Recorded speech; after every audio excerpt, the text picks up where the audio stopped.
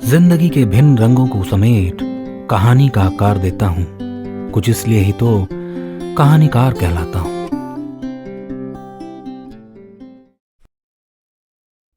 मित्रों, हमारी कहानियां सुनने के लिए हमारा चैनल सब्सक्राइब करना और बेल आइकन दबाना ना भूलें।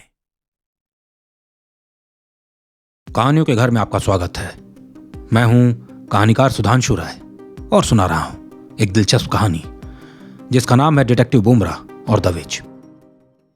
अल्तिफा एक टूरिस्ट डेस्टिनेशन के रूप में उभरने लगा था। कहा जाता था अगर यहां दिसंबर में नहीं आए तो स्वर्ग देखा ही नहीं। हालांकि बड़े बड़े शहरों के लोग अब यहां इन्वेस्ट करने लगे थे। कोई विला खरीद रहा था तो कोई फ्लैट्स। बिल्डर्स भी मार्केटिंग में पीछे ना थे। Invest in the heaven and live the life of your dreams. कुछ इस तरह की टैगलाइंस अब लोगों को यहां पैसा लगाने पर मजबूर करने लगी थी। यह शहर का एक एरिया ऐसा था जहां लाइनों से आलीशान घर बने थे, पर उनकी कीमत बहुत कम थी। रोमन रोड कार्टर इस जगह का नाम था। आसपास के लोगों का कहना था यहां रहने वाले लोगों ने कुछ ऐसा महसूस किया जिसके बाद उन्होंने यहां से वापस निकल जाना ही ठीक समझा। हालांकि कुछ घर आज भी भरे पड़े थे, पर बिल्कुल वहां जहां रोड खत्म हो जाती थी। अभिषेक दिल्ली का बड़ा बिजनेसमैन था और उसका काम ही था ऐसी जगह इन्वेस्ट करना जहां की कीमतें मार्केट से काफी कम हो। जैसे उसको इस जगह की खबर लगी, वो यहां पहुंच गया। रोड पर चलते वक्त वो हर घर को बारीकी से देख रहा था। उसके साथ यहां का लोकल ब्रोकर भी आया था। उसका नाम डैनियल था। सर, जगह और घर एकदम क्लासी हैं, बस छोटी मोटी अफवाह के चलते यहां का मामला खराब हो गया है। डर के मारे लोग यहां घर नहीं लेते। हालांकि इसका फायदा आपको जरूर मिल सकता है। अभिषेक ने भी ये बात महसूस की कि रोड के शुरुआत और अंत में ही घरों में लोग थे। बाकी घर खाली थे जहां बड़े बोर्ड्स पर लिखा था फॉर सेल। उसको आश्चर्य तब हुआ जब उस रोड के बीचों बीच एक घर ऐसा मिला जो ऑक्यूपाइड था, जिसमें लोग रहते थे। अभिषेक उस घर के सामने रुक गया। क्या हुआ सर? डैनियल ने पूछा। यहां कोई रहता है क्या? हाँ, कहा तो था आपको सब अफवाह है। सुना है यहाँ के बिल्डर की साथ वाली रोड के बिल्डर से दुश्मनी थी। फिर क्या था, उसने काम कर दिया। बेचारा नुकसान में चला गया। अभिषेक को अपनी नेक्स्ट इन्वेस्टमेंट की जगह मिल गई थी। वो जानता था इस रोड के घरों को सस्ते भाव में खरीद कर वो अपने ही नेटवर्क में लोगों को 4 से 5 गुने दाम पर बेच सकता है। अभिषेक ने जल्दबाजी में डील कर ली। कुछ घरों के मालिक तो इतने खुश हो गए कि उन्होंने अंदर के सामान भी छोड़ दिए। लोगों को भरोसा दिलाने के लिए अभिषेक ने खुद ही एक घर में रहने का फैसला किया, वो भी उस सड़क के बीच वाले हिस्से में। अभिषेक के कुछ खास लोगों ने भी वहां घर खरीद लिया। जहां उस रोड का मध्य हिस्सा पहले सुनसान सा था, अब फिर से जगमगाने लगा। कुछ लोगों ने तो उसे टूरिस्ट के लिए किराए पर भी चढ़ाने शुरू कर दिए, तो कुछ ने वहां के घर को हॉलिडे डेस्टिनेशन बना लिया। अभिषेक ने अपनी वाइफ प्रिया के साथ वहां तकरीबन 1 महीने के लिए शिफ्ट कर लिया।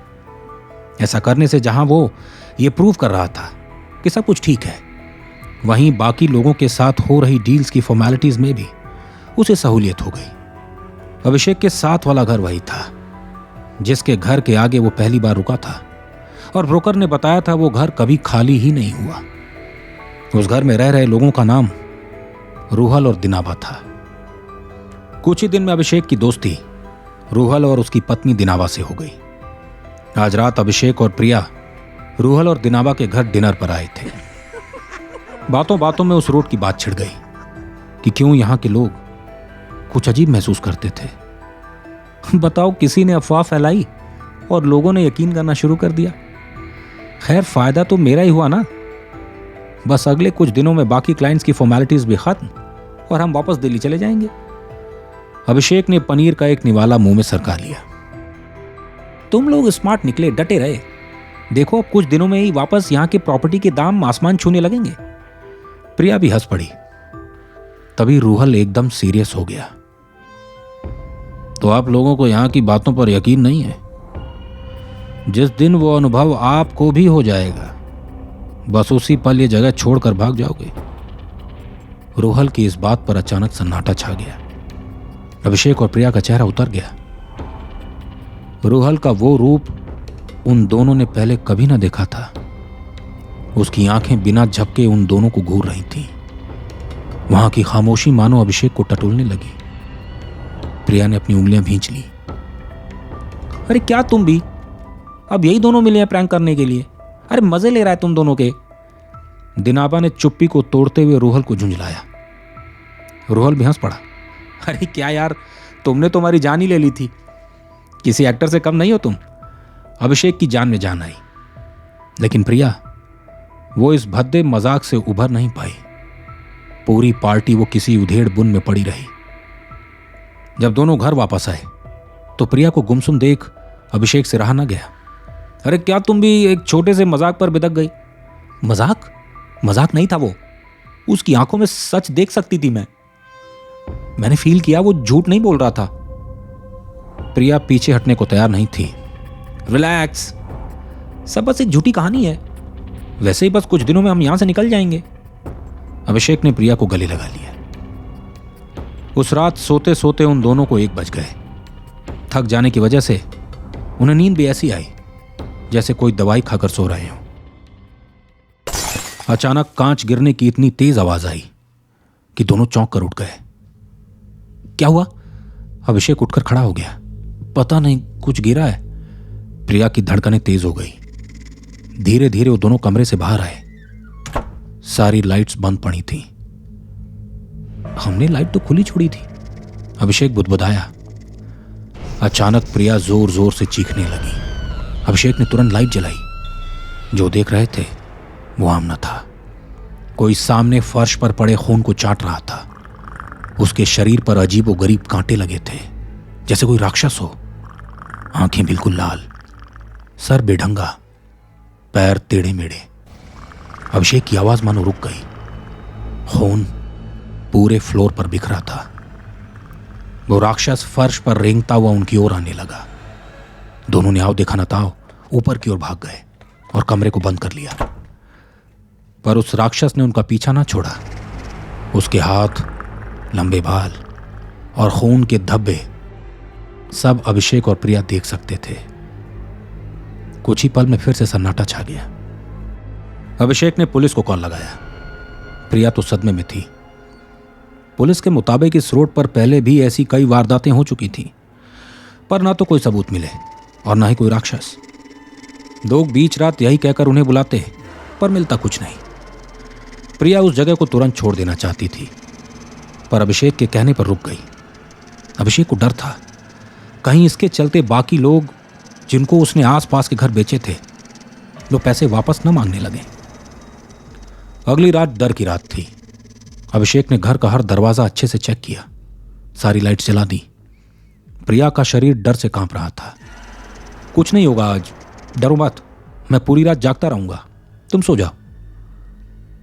रात गहरा रही थी और सन्नाटा घरों को टटोलने लगा।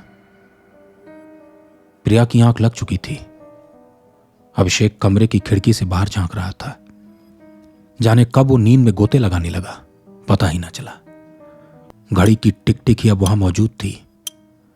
किसी आवाज ने करीब से अभिषेक को छुआ। उसकी आंखें झट से खुल गई। घर के बिल्कुल ठीक बाहर कोई औरत खून से लथपथ खड़ी थी। वो अपने ही हाथ पर लगे खून को चाट रही थी। उसकी आंखों के किनारों से खून रिस रहा था। पैर टेढ़े मेढ़े थे। डर के मारे अभिषेक पीछे को हट गया। उसके पांव जैसे ही फर्श पर पड़े वो फिसल गया। उसके रोंगटे तब खड़े हो गए जब उसने पाया पूरा कमरा खून से लथपथ है और प्रिया बेड पर लहूलुहान पड़ी है। प्रिया का शरीर सफेद पड़ चुका था। उसने अपनी आंखों को मला, पर सच अभी भी वहीं था। अभिषेक ने अपने दोस्त रघुराम को फोन लगाकर सारी बात बता दी। रघुराम अगली सुबह ही वहां पहुंच गया। पुलिस के मुताबिक खून प्रिया का था। उसके हाथों में कई निशान थे और उनसे खून नीचे रिस रहा था। खून की कमी के चलते प्रिया को अस्पताल भेजा गया। वहीं उस रोड के बाकी घरों से भी कुछ अजीब खबर आने लगी। किसी के छत पर कोई अजीब दिखने वाला इंसान रेंग रहा था, तो किसी की खिड़की पर कोई खड़ा देर रात दस्तक दे रहा था। पूरे रोमन रोड पर डर का साया था।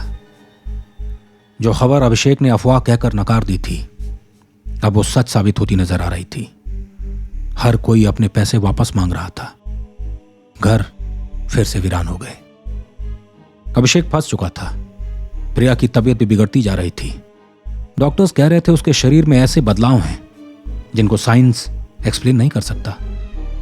रघुराम से अभिषेक की हालत देखी ना गई और उसने उस व्यक्ति से मदद मांगी जिसके नाम में ही उम्मीद थी, जिसके आगे हर रहस्य फीका पड़ जाता था, जिसका नाम था डिटेक्टिव बुमराह। क्या है रूमंद रोड का रहस्य? कौन है वो राक्षस? क्या डिटेक्टिव बुमराह इस केस को सुलझा पाएंगे? सुनाऊंगा आगे की कहानी detective Bumrah and the which भाग 2 में। मित्रों, यदि यह कहानी आपको पसंद आई तो इसे लाइक और शेयर जरूर करें। और हाँ, हमारी कहानियां सुनते रहने के लिए हमारा चैनल सब्सक्राइब करना और बेल आइकन दबाना ना भूलें। आप हमें फेसबुक पर सुधांशु राय ऑफिशियल और इंस्टाग्राम पर कहानीकार सुधांशु राय के नाम से खोज सकते हैं।